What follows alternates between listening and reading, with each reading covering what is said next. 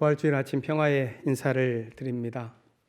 올해 부활주일은 마음이 무거우실 겁니다. 지난 사순절 동안 코로나 바이러스로 인해 온 세계가 고통을 당했고 여전히 많은 사람이 탄식하는 가운데 있습니다. 세계교회협의회는 금년 부활절 메시지로 용기와 희망을 선택했습니다. 예수의 부활에 관한 증언이 우리가 맡고 있는 모든 의심과 불확실성을 이겨나갈 용기와 힘을 준다는 사실을 상기시켜 줍니다. 질병이 세계 곳곳으로 퍼지면서 많은 사람들이 검역을 거쳤고 또 자신과 이웃을 지키기 위해 스스로 격리했습니다. 사순절에 진행된 이 괴로운 상황은 오래전에 있었던 슬픈 사건과도 관련됩니다. 영어로 검역과 격리를 뜻하는 쿼런틴이라는 말은 그 뿌리가 사순, 40이라는 이탈리아에 있다고 합니다. 중세 유럽에서 흑사병이 창궐할 때 베네치아 항구로 들어오는 여행객을 40일 동안 입국 금지한 것에서 유래된 말이라고 합니다. 올해 사순절에는 온 세계가 역병으로 고통당하고 있습니다. 이 파괴적인 시간이 언제까지 이어질지 아직 알 수 없습니다. 감염된 사람이 현재 200만 명을 향해서 가파르게 올라가고 있고 세계 경제는 크게 둔화되었습니다. 수백만 개의 직업이 사라지고 수억 명이 직장을 잃게 될 것이라고 말합니다. 과거를 돌아보면 이러한 대규모의 재앙은 큰 나라마저도 무너뜨렸으니 어쩌면 임계점에 닿을 때쯤 국가가 파산하고 체제가 붕괴하는 일이 일어날지도 모릅니다.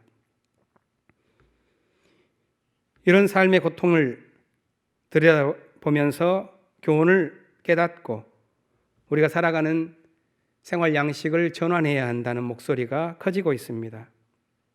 우리 교회는 사순절 동안 이웃과 함께하는 40일간의 묵상을 나누고 탄소 금식을 실천하면서 생태적인 삶을 연습했습니다. 참여하면서 어떤 느낌이 드셨는지요? 자연 환경에 대한 인간의 잘못된 행동은 부메랑이 되어서 돌아온다는 사실을 우리는 잘 알고 있습니다. 어쩌면 이번 코로나 사태도 생태계를 파괴한 인류의 소비 문명에 대한 자연의 역습이라고 할 만한 여지가 많이 있습니다. 거의 1세기 만에 대규모 인명피해를 낳고 있는 이번 역병은 인류의 생활 양식에 대한 커다란 변화를 가져올 것이라고 예상됩니다. 역사를 되돌아보면 역병과 인류의 문명 사이에는 밀접한 관계가 있음을 발견하게 됩니다. 인류 문명의 변곡점에는 역병이 일어납니다. 로마가 수도를 콘스탄티노플로 옮기고 기독교 문명이 그 정점에 다다른 6세기 중엽에 큰 역병이 돌았습니다. 당시의 지도자는 교회로부터 성자 칭호를 받은 유스티니아누스 대제입니다. 이 사람 역시 역병에 걸렸습니다. 여기서부터 시작된 역병은 그 후에도 200년 동안 수십 년 간격으로 반복하면서 당시 유럽 인구의 절반에 해당하는 목숨을 앗아갔습니다. 이로 인해 기독교 문명의 중심지는 점차 이슬람 종교로 대체되어 갔고 유럽의 정신축이 북쪽으로 이동하는 동안 중세는 암흑기가 찾아왔습니다. 그렇게 수백 년이 흐른 동안에 역병이 다시 찾아왔습니다. 이로 인해 유럽 인구는 불과 5년 만에 절반으로 줄었고 세계적으로는 1억 명 이상이 목숨을 잃었습니다. 흑사병으로 알려진 이 질병으로 인해 인구가 급감하자 봉건 제도는 더 이상 유지되기 어려웠습니다. 농노 제도가 붕괴하고 자유를 가진 시민이 등장할 수 있는 기회가 마련된 것입니다. 그럼에도 불구하고 여전히 역병이 만들어낸 공포와 편견이 사람들의 마음을 장악했기 때문에 유럽 사회는 그때부터 본격적으로 약자와 소수자들에 대한 마녀 사냥을 벌이기 시작합니다. 2세기 정도 지나서 15세기가 끝나갈 무렵에 유럽은 그동안 쌓은 에너지를 외부로 돌리면서 다른 지역을 약탈하기 시작했습니다. 남미 대륙을 특히 정복하기 쉬웠던 이유 중에 하나는 유럽인들이 옮긴 천연두 바이러스가 90%에 이르는 주민들을 멸절시켰기 때문입니다.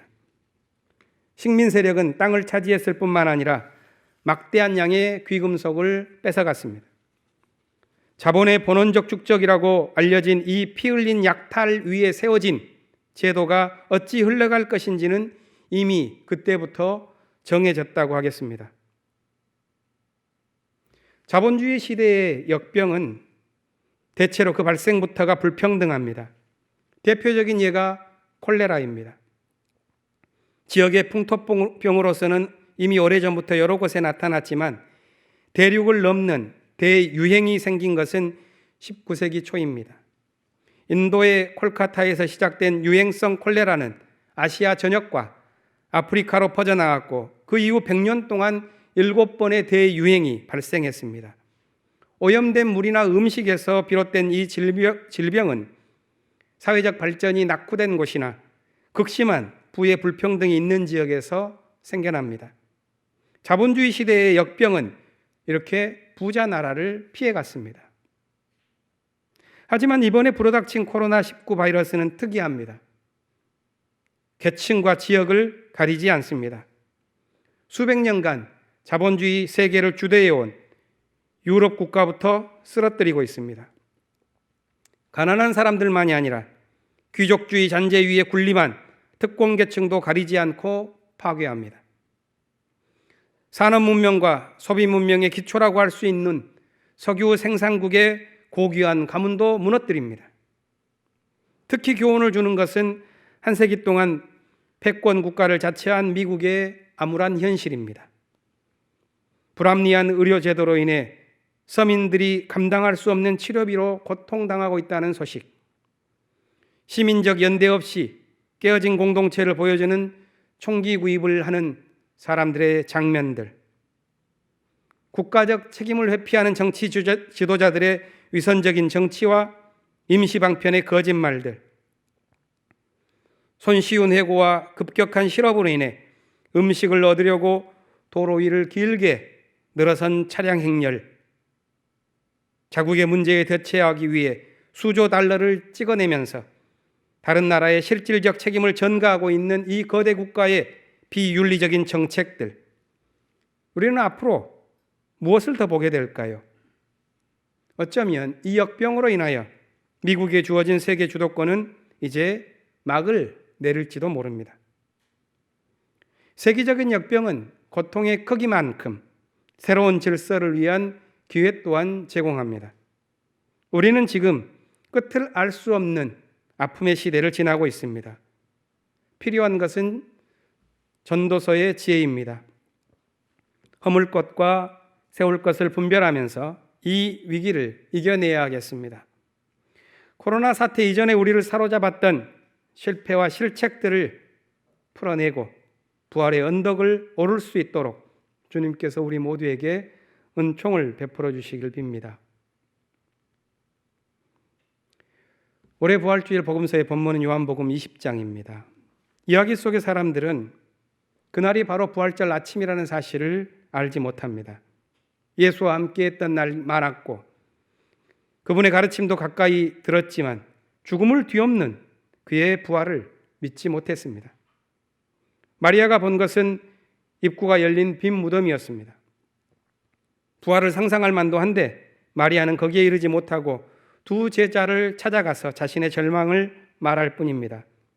누가 주님을 무덤에서 가져갔습니다. 어디에 두었는지 모르겠습니다. 눈에 보이는 사태 너머를 보지 못하고 푸념하는 이 절망은 마리아만의 것이 아니라 그 시대를 사는 모두의 것이고, 아니, 우리의 것이기도 합니다. 그렇다면 우리는 마리아와 제자들이 움직인 동선을 따라가면서 어떻게 그들이 예수의 부활을 경험하게 되었는지를 살펴볼 필요가 있습니다. 요한복음이 기록하고 있는 그 동산에서 있었던 세 가지 장면에 주목하면서 요한복음이 이 각각의 장면을 통해서 우리에게 던지고 있는 질문의 의미를 생각해 보고자 합니다. 첫 번째 물음은 제자들의 모습을 통해서 복음서가 말하고자 하는 신앙 공동체의 믿음에 관한 것입니다. 베드로와 또 한 제자는 마리아의 말을 듣고 무덤으로 뛰어갔습니다. 앞서거니 뒤서거니 하면서 도착한 무덤에는 예수는 없었고 그를 싸맨 수건과 천만 객혀 있었습니다. 그때 그들은 보고 믿었다, 이렇게 본문 8절이 말하고 있는데 그들이 믿은 것이 도대체 무엇이었는지 알 수 없는 수수께끼 같습니다. 아마도 그것은 보는 것만 믿는 시대의 한계를 말하는 것 같습니다. 제자들의 이런 모습을 두고 요한복음은 9절에서 이렇게 평가합니다.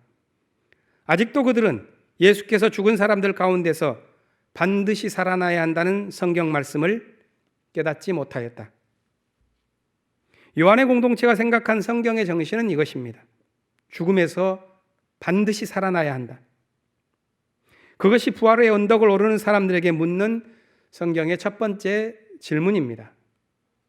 이 질문은 제자들에게만 주어진 것이 아니라 성서로부터 배움을 얻는 모든 공동체에게 주어집니다. 성서에서 가장 어두운 시대는 포로기입니다. 그런데 그 죽음과 절망의 시대에 새로운 정신이 빚어집니다.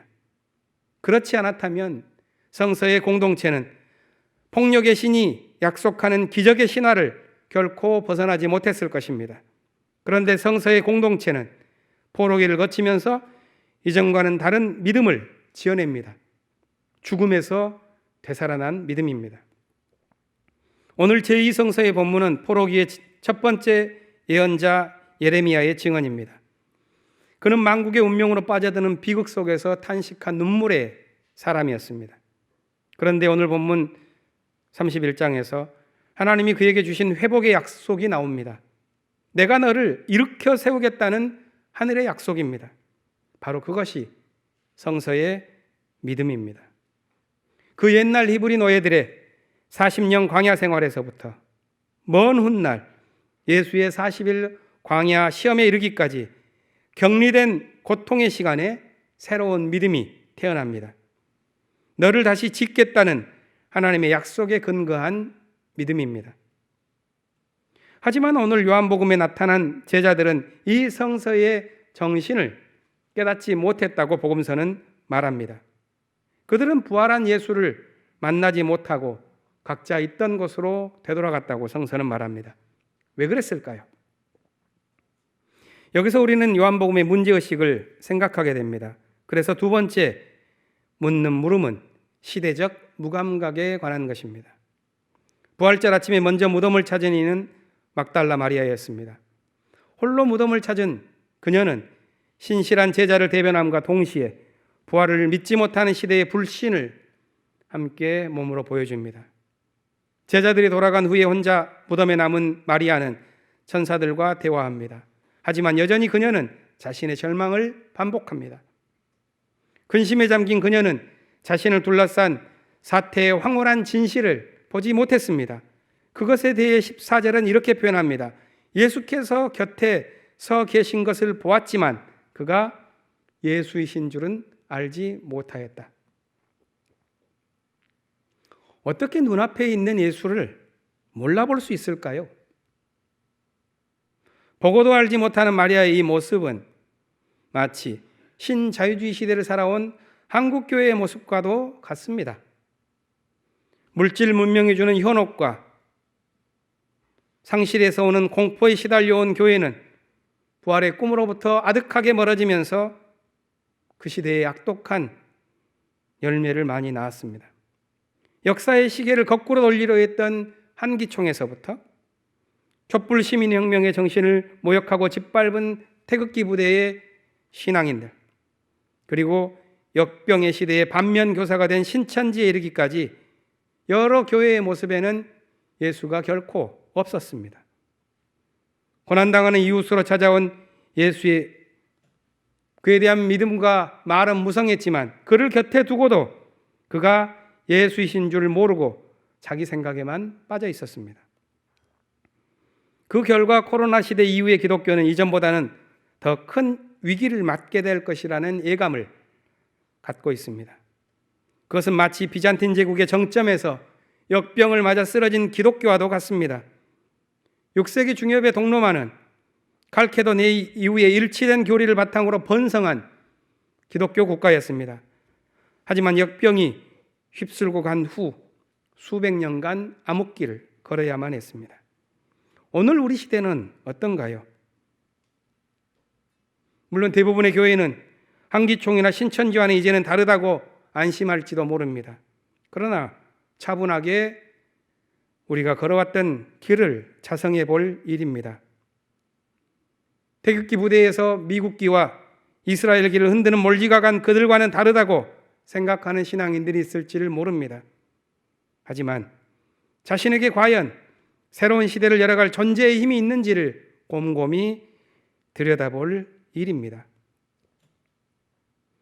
이해관계를 따라서 뿔뿔이 찢긴 채 21대 총선을 치르고 있는 정치 세력들처럼 작은 차이를 조율하지 못하고 서로에게 상처를 안겼던 우리들의 지난 모습을 조용히 들여다볼 일입니다.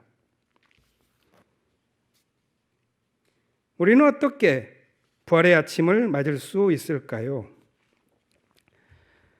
부활의 아침을 다룬 오늘 본문이 던진 세 번째 질문은 함께 사는 세상을 향한 믿음에 관한 것입니다. 그것이 예수의 믿음입니다. 예수님은 자신을 알아보지 못한 마리아에게 묻습니다. 왜 울고 있느냐? 누구를 찾느냐? 마리아는 여전히 몰라보며 다시 한번 자신의 절망을 반복합니다. 그러자 예수는 그녀의 이름을 불러서 눈을 뜨게 하고 부활의 증언을 할 수 있는 지혜의 말씀을 일러줍니다. 17절 말씀입니다. 내게 손을 대지 말아라. 내가 아직 아버지께 올라가지 않았다. 이제 내 형제들에게로 가서 이르기를 내가 나의 아버지 곧 너희의 아버지 나의 하나님 곧 너희의 하나님께로 올라간다고 말해라. 이 발언의 신학적 의미는 매우 풍부하다고 하겠습니다. 핵심 가르침은 연결, 관계, 공동체 이것에 관한 것입니다. 그것은 예수께서 말하신 나의 아버지 곧 너희의 아버지 나의 하나님 곧 너희의 하나님이라는 말에 응축되어 담겨 있습니다. 하나님 안에서 연결된 너와 나, 그 관계 안에서 예수도 예외는 아니라는 사실, 아니 부활한 예수의 꿈이 바로 신과 인간의 간격마저도 해소한 공동체의 존재에 있다는 사실을 말해줍니다. 오늘의 서신서 본문인 골로새서 3장에서 반복되는 말은 그리스도와 함께라는 관계의 언어입니다. 1절, 3절, 4절에서 계속 반복됩니다. 이 본문은 보다 더 큰 문단의 일부입니다. 그 큰 문단이 말하고자 하는 것은 새로운 공동체의 새로운 삶에 관한 가르침입니다. 그 삶은 어떻게 구성되는가? 용서와 사랑, 평화와 감사로 채워진 삶입니다. 그것이야말로 그리스도와 함께한 부활 공동체의 모습입니다. 오늘 성서는 부활의 언덕을 오르는 사람들에게 세 가지 질문을 던지고 있습니다. 죽음의 현실에 굴하지 않고 생명을 꿈꾸는가? 옆에서 벌어지고 있는 부활의 사태에 주목하고 있는가? 용서와 사랑, 평화와 감사로서 함께 사는 세상을 지어가는 데 헌신하고 있는가? 우리는 코로나 사태를 겪으면서 이 질문에 대한 답을 더욱 분명하게 보게 되었습니다.